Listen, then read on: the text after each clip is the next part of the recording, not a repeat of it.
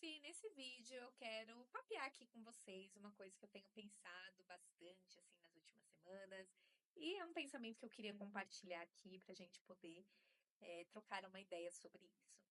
Eu tenho pensado muito a respeito sobre o nosso formato de aula para as crianças.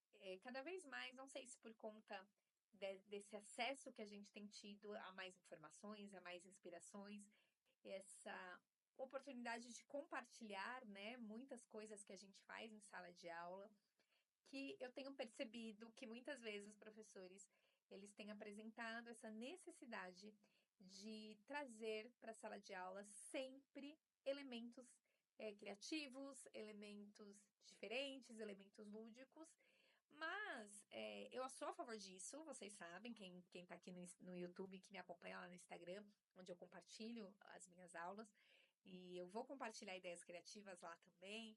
Eu gosto de trazer elementos novos para a sala de aula, de apresentar conteúdos de maneiras diferentes, para que o aluno consiga interagir melhor, para que o aluno consiga ter algo concreto em relação ao conteúdo, para conseguir fazer ali as conexões. Eu gosto. Mas é importante a gente não esquecer que o básico bem feito, ele também funciona. E não dá para toda aula a gente trazer elementos extremamente performáticos para a sala de aula. E que isso também é uma educação decente, isso também é uma educação bem feita. Né? Você também está entregando algo bom para o aluno quando você dá uma aula expositiva. Existem algumas maneiras de tornar a aula expositiva atrativa para as crianças, né? Com a sua entonação de voz, com a maneira como você conta a história, com a sua didática.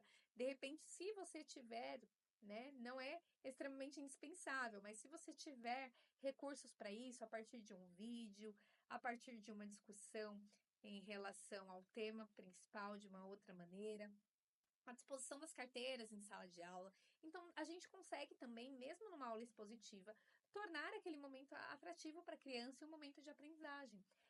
Não é só aquela aula performática que funciona, né? Se você fizer bem feito o básico, ele vai surtir efeito também, ele vai ter resultados também, né? E eu tenho percebido isso, porque nas últimas caixinhas de perguntas lá no meu Instagram, eu tenho recebido muitas perguntas assim: como eu apresento como ensinar arredondamento para as crianças? Gente, nem tudo a gente vai ter música, nem tudo a gente vai ter macete. Muitas coisas a gente vai precisar explicar a regra e dar exercício para a criança fazer até que ela entenda. Então, e tá tudo bem também. Isso não quer dizer que você é uma professora ruim, que você é uma professora que não é esforçada. O básico bem feito também vai funcionar quando a gente chega na nossa sala de aula, a gente apresenta o conteúdo para a criança e a gente dá oportunidades para ela aplicar o que ela aprendeu. Então, a gente precisa também ter esse parâmetro de entender que nem toda aula vai ser performática.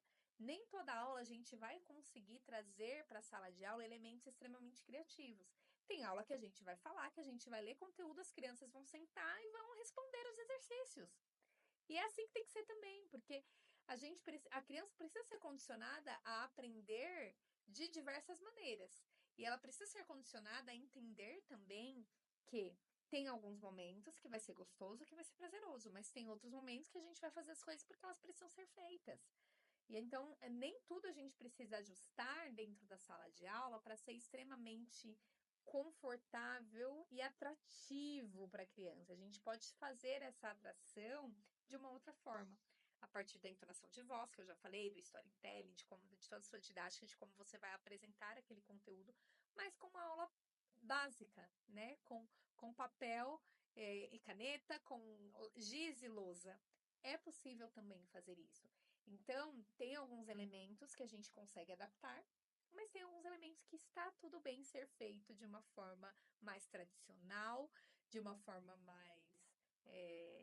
mais simples, mas que também vai ter efeito, tá?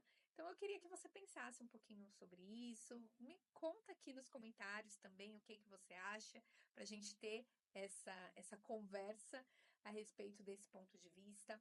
Ressalto, volto a dizer, eu sou uma professora criativa, eu gosto de trazer elementos criativos para a sala de aula, mas não é toda aula minha que eu consigo adaptar para fazer uma performance. Tem aula que eu vou ler, a gente vai discutir sobre o assunto e vai escrever o que entendeu. Tem aula que eu vou explicar a regra, 2, 3, 4, 5 vezes e a gente vai fazer exercício até entender como faz. E tá tudo bem também, né? E está tudo bem também. Isso também faz parte do processo